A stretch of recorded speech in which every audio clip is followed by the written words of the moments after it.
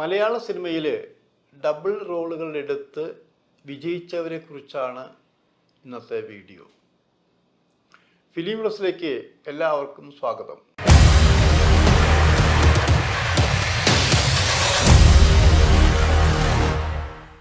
എങ്ങനെയാണ് double role അഭിനയിക്കുന്നത്, എങ്ങനെയാണ് ത്രിബിൾ റോൾ അഭിനയിക്കുന്നത്, ഇതിൻ്റെ ടെക്നിക്ക് എന്താണ്, ഇതൊക്കെ നമ്മൾ സിനിമ കാണാൻ പോകുന്നതിന് മുമ്പ് പലരും ചോദിക്കാറുണ്ട്.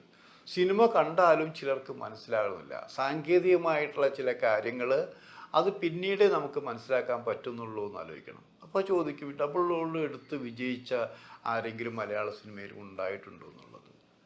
ടെക്നോളജി അധികം വളരാതിരുന്നൊരു കാലഘട്ടത്തിൽ പിറന്നൊരു സിനിമയുണ്ട്, കടൽപ്പാലം. ആ കടൽപ്പാലത്തിൽ സത്യൻ സാർ അഭിനയിച്ച റോളാണ്, അച്ഛനും മകനും അഭിനയിച്ച റോളുണ്ട്. റോള് ഡബിൾ റോളല്ലേ അല്ലേ? ആ റോള് ഇപ്പോൾ നമ്മുടെ മനസ്സിലില്ലേ? അതിലെന്തെങ്കിലും അപാകതകൾ നമുക്ക് പറയാൻ പറ്റുമോ? പിന്നീട് മമ്മൂട്ടി സിബി മലയിലിൻ്റെ ഒരു പടം ചെയ്തു എന്ന് ആലോചിക്കണം. പക്ഷെ ആ ഡബിൾ റോള് ഫ്ലോപ്പായ പോലെ ശരിക്കും ഡബിളോ ത്രിപ്പിളൊക്കെ അത് അത്ര വിജയിച്ചില്ല. മോഹൻലാൽ ഡബിൾ റോൾ ചെയ്തിട്ടുണ്ട്, പക്ഷെ അതും ഇപ്പോൾ രാവണപ്രഭുവിൽ പോലും ഡബിൾ റോളില്ലേ, അതും അത്ര കണ്ടത്ര വിജയിച്ചിട്ട് എന്ന് പറയാൻ പറ്റുമോ നമുക്ക്? ഇങ്ങനെ ഒരാളും പലരും അങ്ങനെ ചെയ്തിട്ടുണ്ടെന്ന് ആലോചിക്കണം.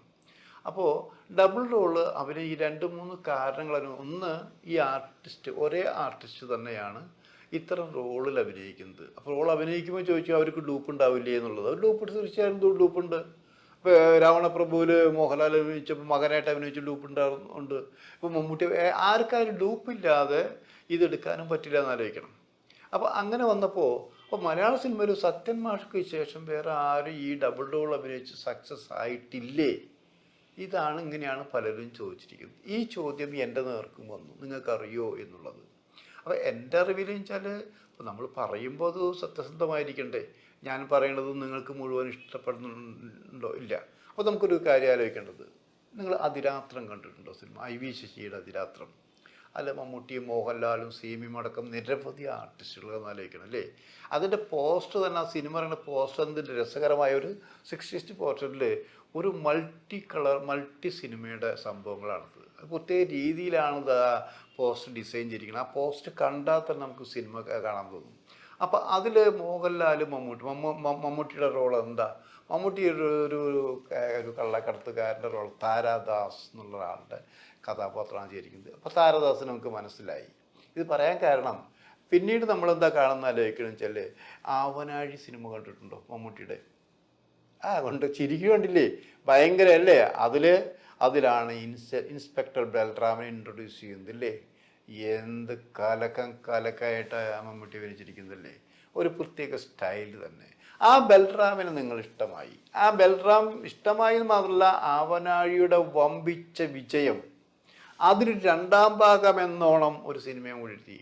പേരിൽ തന്നെ ഇൻസ്പെക്ടർ ബൽറാം എന്ന് തന്നെയിട്ട് അതും കിടുക്കാച്ച് സിനിമയാക്കി മാറ്റിയില്ലേ? പ്രേക്ഷകർ സ്വീകരിച്ചൊരു സിനിമയായി മാറി എന്നാലേക്കണം. പിന്നെ കുറച്ചു കാലം കഴിഞ്ഞു എന്ന് പറയാൻ കാരണം, ഇത് IV Sasi, T Damodaran, Liberty Basheer അങ്ങനെയുള്ളൊരു മമ്മൂട്ടി കൂട്ടുകെട്ടിൽ പിറന്നൊരു സിനിമയാണ്. ആ സിനിമയിൽ ഈ സിനിമയുടെ സക്സസ് ഉണ്ടാകുമ്പോൾ എപ്പോഴും വളർച്ച നോക്കുന്നൊരു നടനിലൂടെയുള്ള വളർച്ച മാത്രമായിരിക്കും ആലോചിക്കണം. ഒരാൾക്ക് തന്നെ ഡേറ്റ് എപ്പോഴും കൊടുക്കണമെന്നില്ല. പുതിയ പരീക്ഷണങ്ങൾ സംവിധായകർ മാത്രമല്ല, ഈ സിനിമാ താരങ്ങളും, അതായത് സിനിമാ താരങ്ങൾ എന്ന് പറഞ്ഞാൽ എല്ലാവരും ഇല്ല കേട്ടോ. അതായത് താൻ വലിയവനാണ്, തനിക്ക് മാർക്കറ്റുണ്ട്, തനിക്ക് ആരാധകരുണ്ട്, തനിക്ക് ഫാൻസുകാരുണ്ട്, താനൊരു വിരലിൽ ഞൊടിച്ചാൽ എന്തും കഴിയും എന്നൊക്കെ ചിന്തിക്കുന്ന സ്റ്റാർസ് ഉണ്ട്. അവരുടെ കാര്യമാണ് പറയുന്നത്. അപ്പോൾ അവരെങ്ങനെ ചിലപ്പോൾ ഡേറ്റ് വീതിച്ചു കൊടുക്കും വെച്ചാൽ, ഒരു ഡേറ്റ് മറിയുമ്പോൾ പുതിയൊരു പ്രൊഡ്യൂസറെ കണ്ടെത്തുമ്പോൾ ലാഭം തന്നെ മാറും, പ്രതിഫലം തന്നെ മാറും എന്നാലോചിക്കണം. പിന്നെ വേറൊരാൾ വരുമ്പോഴാണ് ആ പ്രതിഫലം വെച്ച് പേശുന്നത്. ഇങ്ങനെയൊക്കെ സിനിമയിൽ നടക്കുന്നുണ്ട്. പിന്നെ കുറച്ച് കഴിഞ്ഞപ്പോൾ ഈ ലിബർട്ടി ഇവരെന്നെ തോന്നി, നമുക്ക് മമ്മൂട്ടി വെച്ചൊരു പടം കൂടി ചെയ്യാനുള്ളൂ. IV ശശി വീണ്ടും വന്നു, T ദാമോദരൻ വന്നു.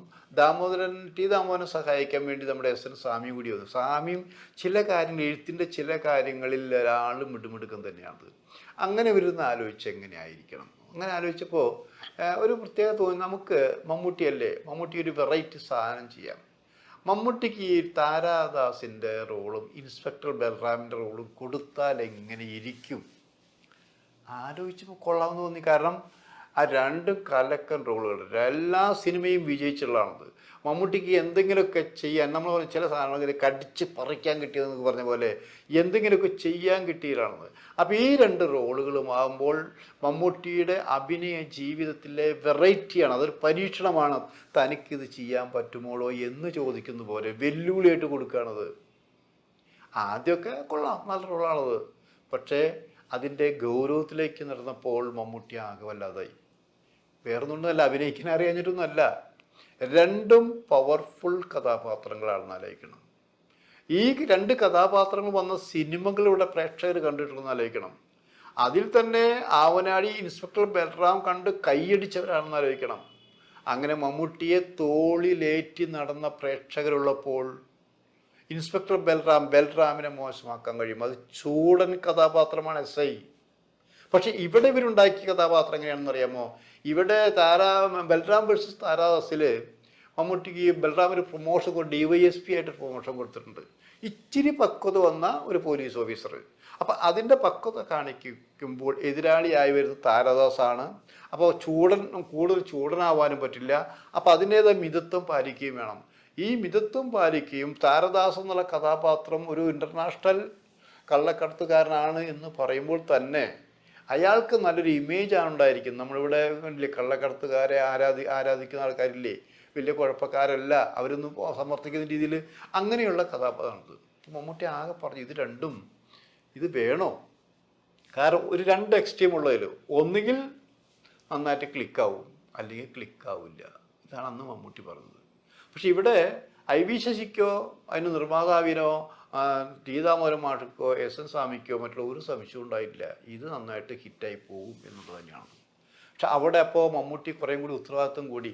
മമ്മൂട്ടി പറഞ്ഞു, എൻ്റെ അഭിനയ ജീവിതത്തിൽ പല കഥാപാത്രങ്ങളെയും ഞാൻ അവതരിപ്പിച്ചിട്ടുണ്ടെങ്കിലും എൻ്റെ അഭിനയ ജീവിതത്തിലൊരു പരീക്ഷണ ഘട്ടമാണ്, പരീക്ഷണ കഥാപാത്രങ്ങളാണ്, പരീക്ഷണ സിനിമയാണ് ഈ ബൽറാം വേഴ്സസ് താരാദാസ്. അതിന് വേണ്ടിയുള്ള ശ്രമമായി മമ്മൂട്ടി എന്നാലോചിക്കണം. മമ്മൂട്ടി ബൽറാമിനെ അവതരിപ്പിക്കാൻ ശ്രമിക്കുമ്പോൾ ആ ബൽറാമിനെ അവതരിപ്പിക്കുന്നതോടൊപ്പം തന്നെ എതിര് നിൽക്കുന്ന താരാദാസ് ബാലൻസ് ചെയ്യാൻ വേണ്ടിയിട്ടുള്ള രീതിയിലാണ് നോക്കിയത്. അങ്ങനെ ബൽറാമിന് അഭിനയിക്കുമ്പോൾ താരാദാസിന് ദോഷം വരാത്ത രീതിയിൽ മമ്മൂട്ടി ശ്രമിച്ചു എന്നുള്ളത് വേറെ കാര്യമാണത്. അതുപോലെ തന്നെ താരാദാസിനെ അവതരിപ്പിച്ചപ്പോൾ ബൽറാമിനും ഒരു കോട്ടം വെട്ട, ഒരു ഇഞ്ച് മുന്നിൽ നിൽക്കാവുന്ന രീതിയിൽ മമ്മൂട്ടി അഭിനയിച്ചു. അതിന് കുറേ വില കൊടുക്കേണ്ടി വന്നു ആലോചിക്കണം. സത്യത്തിൽ ഷൂട്ടിംഗ് പൂർത്തിയായപ്പോഴാണ് ഒരു ദീർഘശ്വാസം എന്നൊക്കെ പറഞ്ഞ പോലെ മമ്മൂട്ടി ഒരു ആശ്വസിക്കുന്ന തയ്യാറായി എന്നാലോചിക്കണം. കാരണം ഏകദേശം പടത്തിൻ്റെ റഷ് എല്ലാം ഇട്ട് കണ്ടപ്പോൾ രണ്ടും തുല്യം. ആരാണ് മുന്നിൽ, ആരാണ് ഇച്ചിരി പുറകിൽ? നമ്മളല്ലേ ഫസ്റ്റ് സെക്കൻഡ് ഇച്ചിരി ഒരു ചെറിയ കാര്യത്തിന് തെറ്റിപ്പോയെന്ന് പറഞ്ഞ പോലെ ഇച്ചിരി മുന്നിൽ ആരാണ് എന്ന് ചോദിച്ചപ്പോൾ എന്തായാലും ഇച്ചിരി മുന്നിലെപ്പോഴും ബൽറാം ആയിരിക്കും, അതിൽ യാതൊരു സംശയവുമില്ല. പക്ഷേ താരാദാസിൻ്റെ പ്രഭാവത്തിന് മുന്നിൽ ബൽറാം തീരെ അത്രയും വല്ല മോശമായില്ല എന്നാലോചിക്കണം. അപ്പം രണ്ട് കഥാപാത്രയും ഒരുപോലെ വിജയിപ്പിക്കാൻ മമ്മൂട്ടി എടുത്ത ഒരു എഫർട്ടുണ്ട്. ആ എഫർട്ട് നമ്മൾ ചെറുതായി കാണാൻ പറ്റില്ല. ഇപ്പോഴും നോക്കുക, ഇപ്പോഴും മമ്മൂട്ടി തൻ്റെ കഥാപാത്രങ്ങൾ സ്വീകരിക്കുമ്പോൾ എടുക്കുന്ന എഫർട്ട്. മറ്റു കുറ്റങ്ങളുണ്ടായിരിക്കാം, നമ്മൾ കുറ്റങ്ങൾ പറയും, മൈനസ് പോയിൻ്റൊക്കെ പറയും. പക്ഷേ ഒരു നടൻ എന്ന നിലയിൽ എടുക്കുന്ന എഫർട്ടുകൾ നമുക്ക് കുറച്ച് കാണിക്കാൻ പാടില്ല എന്നുള്ളതാണത്. അപ്പം എന്നോട് ചോദിക്കുമ്പോൾ ഞാൻ ഇത്രയും കാലത്തെ മലയാള സിനിമ പലതും കണ്ടിട്ടുണ്ടെങ്കിലും പല ഡബിൾ റോൾ കണ്ടിട്ടുണ്ടെങ്കിലും എൻ്റെ ഓർമ്മയിലും എൻ്റെ അനുഭവത്തിലും നിൽക്കുന്നത് സത്യൻ മാഷ്ക്ക് ശേഷം മമ്മൂട്ടി തന്നെയാണ് എന്ന കാര്യത്തിൽ യാതൊരു സംശയവുമില്ല. കാരണം അവിടെ മമ്മൂട്ടിക്ക് എതിരിടാൻ മമ്മൂട്ടി മാത്രമേ ഉണ്ടായിട്ടുള്ളൂ എന്ന് ആലോചിക്കണം. അതിൻ്റെ ഒരു ധർമ്മസങ്കടം കൂടി നിങ്ങൾ ആലോചിച്ച് നോക്ക്. എന്തായാലും ഇത് മമ്മൂട്ടിക്ക് തുടരാവുന്നതാണ്. Keep it up.